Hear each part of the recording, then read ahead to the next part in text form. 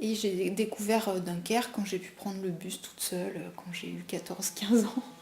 En fait, le premier lieu dans lequel j'ai organisé des concerts, c'était une cave qui appartenait à la JOC et aux Scouts de France. Et qui était qui était notre local des scouts. Et puis voilà, dès qu'on est devenu ado, c'est devenu une sorte de premier squat, on va dire. Mais voilà, il y a des gens qui ont ouvert le Jokelson sur le Molin. Et puis très vite, avec ces copains-là, on s'est investi en fait dans l'animation des soirées, à la billetterie, au bar, dans les différents travaux.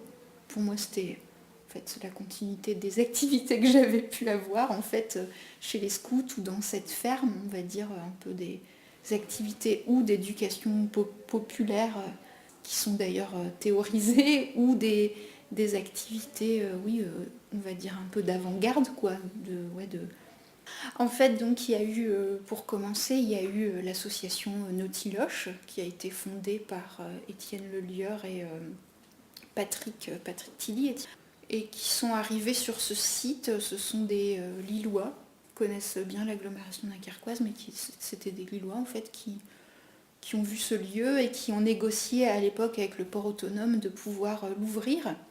Donc voilà, après Nautiloche, on a créé une association qui s'appelait Fridars, qui était censée être le collectif de toutes les associations qui programmaient sur le lieu ou faisaient venir des artistes sur les lieux, avec plusieurs associations. Donc la Truite Volante, c'était un peu les plus jeunes avec nous, qui avaient 20 ans, 18-20 ans, et c'était eux qui faisaient les soirées où il y avait le plus de monde.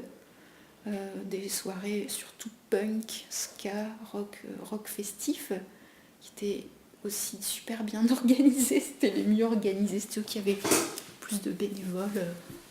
Voilà, donc un projet qui a pris la suite, un projet différent parce que voilà, Fructose a une licence de producteur de spectacle et puis Fructose défend l'embauche des artistes de manière professionnelle puisque l'asso a été constitué pour ça, quoi, pour que quand même avec de l'utopie aussi derrière le projet Fructose qui ça ressemble à Fructidor dans le calendrier révolutionnaire, ça ressemble à Kolkhoz qui veut dire économie collective en russe.